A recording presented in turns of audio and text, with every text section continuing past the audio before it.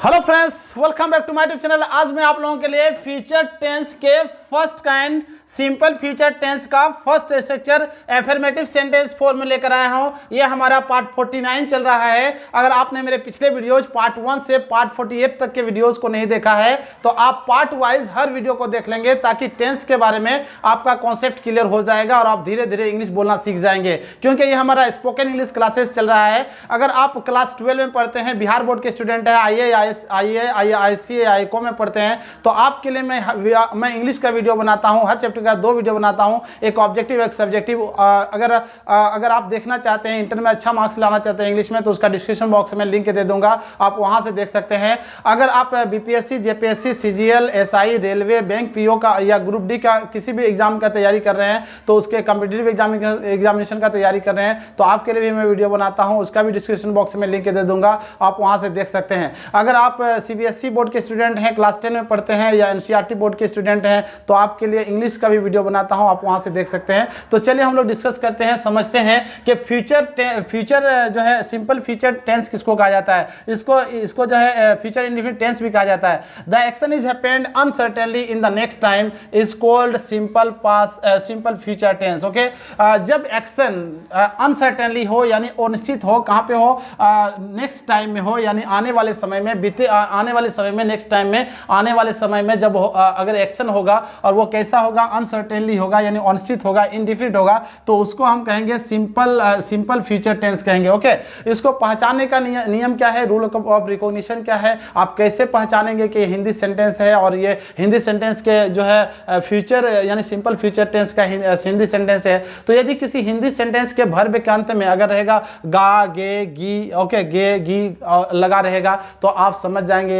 यह जो है सिंपल फ्यूचर टेंस का सेंटेंस है। ओके, तो ये इसको पहचानने के नियम हो गए। यानी फ्यूचर इंडेफिनिट टेंस या सिंपल फ्यूचर टेंस उसी को कहा जाता है, फ्यूचर को उसी को कहा जाता है जो भविष्य की घटना को बताएगा। किसको? भविष्य की घटना को, यानी होने वाला भविष्य में क्या होगा वो आपको बताएगा, उसका बोध कराएगा। देखिए, जैसे आज मैं वहां जाऊंगा, अभी जाने का काम जो है कंप्लीट नहीं हुआ है, यानी अनिश्चित है, कब जाएगा वहां क्लियर नहीं है, नेक्स्ट एक्शन कब होगा वो क्लियर नहीं हो रहा है, यानी अनसर्टेन है। और ये कब होगा, नेक्स्ट टाइम में मतलब जाऊंगा, यहाँ पे जाऊंगा मतलब नेक्स्ट टाइम में कब होगा, आने वाले समय में जाएगा। वो तुमसे शाम में बात करेगी, हिंदी सेंटेंस के वर्ब के अंत में गी लगा हुआ है, तो इसका मतलब ये फ्यूचर जो है सिंपल फ्यूचर टेंस है। और यहाँ पे बात करेगी शाम में करेगी, लेकिन एक्शन अभी क्या है, अनिश्चित है, अभी हो नहीं रहा है, इनडिफिनिट है। तो आप समझ गए होंगे कि सिंपल फ्यूचर टेंस कहा किसको जाता है और उसको पहचाना कैसे जाता है। तो इस तरह का अगर सेंटेंसेस आप हिंदी सेंटेंसेस बोलना चाहते हैं तो आप इसको इंग्लिश में कैसे बनाएंगे, इसका एक स्ट्रक्चर है।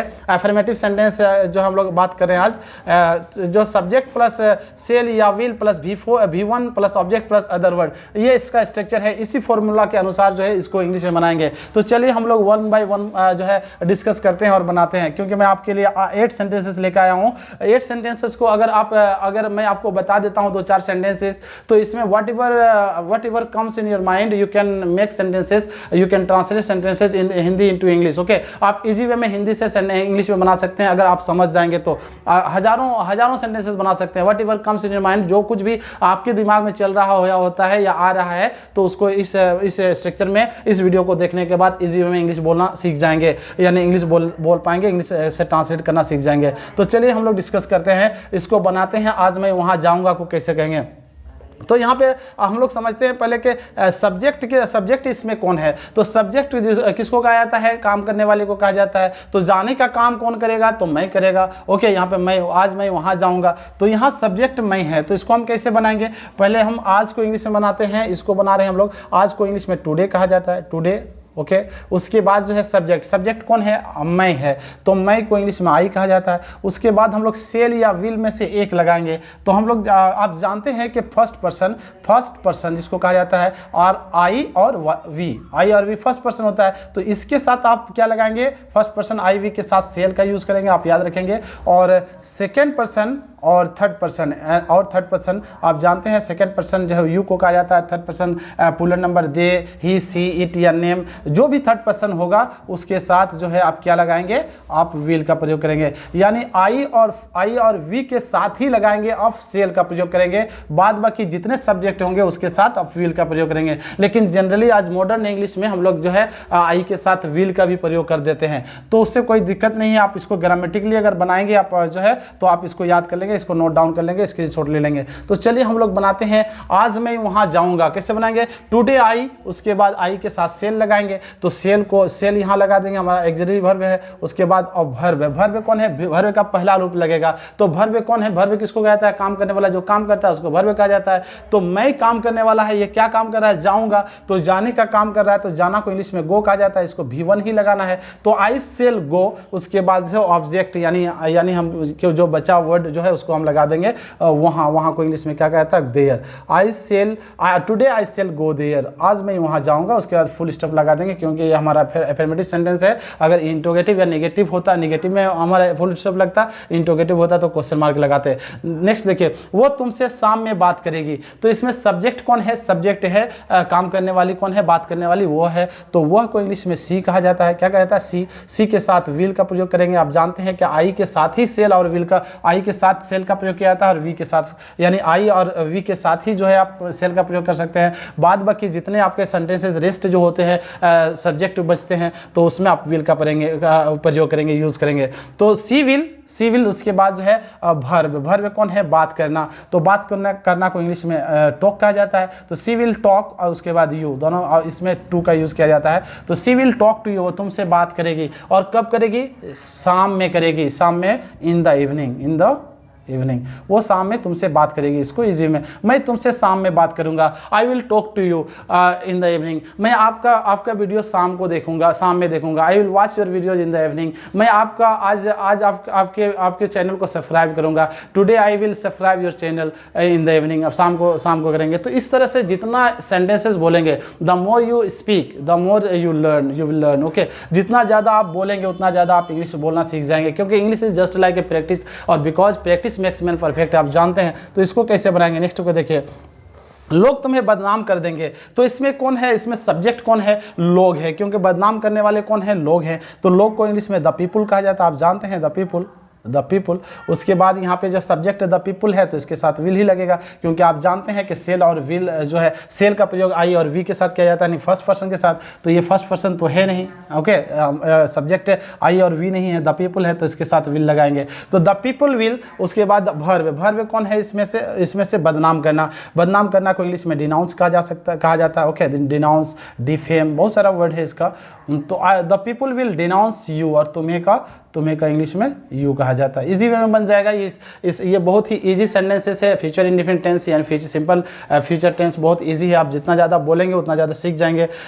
यदि तुम मुझे खून दोगे तो मैं तुम्हें आज़ादी दूंगा। तो इसमें देखिएगा दोनों में जो है गे लगा हुआ है, दोनों में यहाँ पे गे और यहाँ पे गे, लेकिन कंजक्शन जुड़ा हुआ है, यानी सेंटेंस को, दो सेंटेंस को जोड़ रहा है। यदि तुम मुझे खून दोगे तो मैं तुम्हें आज़ादी दूंगा। तो ऐसे सेंटेंसेस को कैसे बनाएंगे? तो इसका बहुत ही ईजी सेंटेंसेस है जिसमें यदि लगा रहता है या अगर लगा रहता है जिस सेंटेंस में, उसको हम लोग जो है ना प्रेजेंट टेंस में बनाते हैं। किसमें? प्रेजेंट इंडेफिनिट टेंस जिसको कहा जाता है, प्रेजेंट इंडेफिनिट टेंस, या इसी को सिंपल प्रेजेंट टेंस कहा जाता है। इसमें हम लगाएंगे, पहला सेंटेंस को बनाएंगे। और दूसरा सेंटेंस जिसमें जो है जिसमें जो और है सेंटेंस, यदि तुम मुझे खून दोगे, जिसमें यदि लगा रहेगा उसमें क्या लगाएंगे? उसमें सिंपल प्रेजेंट टेंस या प्रेजेंट इंडेफिनिट टेंस का स्ट्रक्चर का यूज करेंगे। और दूसरा वाला जो सेंटेंस बच जाएगा उसमें हम लोग जो है सिंपल फ्यूचर टेंस का प्रयोग करेंगे, यानी इसका सेंटेंस का स्ट्रक्चर का यूज करेंगे। कैसे बनाएंगे इसको देखते हैं। यहाँ पे पहले यदि तुम मुझे खून दोगे तो मैं तुम्हें आज़ादी दूंगा। तो इसमें जो है यहाँ से बनाना शुरू कर रहे हैं। तो ये इसमें यदि लगा हुआ तो इसको प्रेजेंट टेंस में बनाएंगे। तो यदि को इंग्लिश में इफ कहा जाता है, इफ। उसके बाद जो है यहाँ तक बना लेंगे, पहले यहाँ तक, यदि तुम मुझे खून दोगे। तो यहाँ पे सब्जेक्ट कौन है? तुम। तुमको इंग्लिश में यू कहा जाता है। और यू जब लगा दिए तो इसमें सेल और विल नहीं लगेगा, क्योंकि ऐसा हिंदी सेंटेंसेस है, लेकिन इसमें भी गे है, लेकिन 2 सेंटेंस है, याद रखेंगे 2 सेंटेंस रहेगा। तो जिसमें यदि लगा रहेगा, अगर लगा रहेगा, तो उसको हम प्रेजेंट इंडेफिनिट टेंस में यानी सब्जेक्ट प्लस V1 या V5 प्लस ऑब्जेक्ट, इसका स्ट्रक्चर होता है सिंपल प्रेजेंट टेंस का, यानी प्रेजेंट इंडेफिनिट टेंस का, याद रखेंगे। तो इफ यू, ओके, उसके बाद जो है यहाँ पे देना को इंग्लिश में क्या कहा जाता है, गिव, यानी विल इसमें नहीं लगेगा। इफ़ यू गिव और मुझे, इफ़ यू गिव मी, और क्या देगा, ब्लड, यानी खून देगा। तो if you give me blood, उसके बाद तो के लिए आप कोमा दे देंगे, मैं तुम्हें आज़ादी दूंगा। तो इसको जो है, इसमें आप इस सेंटेंस को, मैं तुम्हें आज़ादी दूंगा, इसको आप जो है सिंपल यानी सिंपल फ्यूचर टेंस में बनाएंगे। ओके, सिंपल फ्यूचर टेंस में। और इसको किस में बनाएंगे, इसको सिंपल प्रेजेंट टेंस में, याद रखेंगे सिंपल प्रेजेंट टेंस में। तो इजी में आप समझ रहे हैं। तो if you give me blood, उसके बाद मैं तुम्हें आज़ादी दूंगा, आई, उसके बाद आई के साथ सेल लगा देंगे, I shall give you freedom. Easy है, फ्रीडम। अगर आप मुझे एक टॉफ़ी दोगे तो मैं अब आपको 5 रुपये दूंगा। If you give me 1 toffee I will give you 5 rupees. इस तरह का इजी वे। अगर तुम मेरे पास आओगे तो मैं तुम्हारे पास जाऊंगा। If you come to me I will go to you. इस तरह इजी वे बन जाएगा। अगर आप इंग्लिश सीखेंगे तो मैं आपको इंग्लिश सिखाऊंगा। If you learn English I will teach you English. Okay, अगर आप मेरे चैनल को सब्सक्राइब करेंगे तो मैं आपको इंग्लिश सिखाऊंगा। If you subscribe my channel I will teach you English. बहुत इजी है, it's very easy to speak English. Next देखिएगा, अब मैं तुमसे बात करूंगा यदि तुम मेरे पास आओगे। तो यहाँ पे हम लोग जहाँ पे यदि है उसके साथ हम लोग जो है प्रेजेंट टेंस का, सिंपल प्रेजेंट टेंस का यूज़ कर रहे थे, लेकिन यहाँ है मैं तुमसे बात करूँगा। तो इसको हम जो है किस में बना लेंगे, इसको इसमें देखिए, इसमें यदि नहीं जुड़ा हुआ है, इसको हम लोग सिंपल फ्यूचर टेंस में बात करेंगे और बनाएंगे फ्यूचर टेंस में। और इसको किस में बनाएंगे, इसको सिंपल प्रेजेंट टेंस में बनाएंगे, सिंपल प्रेजेंट टेंस में, याद रखेंगे। तो कैसे बनाएंगे इसको देखते हैं। इसको डिलीट कर देते हैं, आप एक बार इसको जो है स्क्रीनशॉट ले लीजिएगा। तो हम लोग बना रहे हैं मैं तुमसे बात करूंगा। इसको कैसे बनाएंगे, आई सेल टॉक टू यू, मैं आपसे बात करूंगा। उसके बाद कोमा, यहाँ पे कोमा है, इसमें तो अगर रहेगा तो है, तो के लिए कोमा लगा देंगे।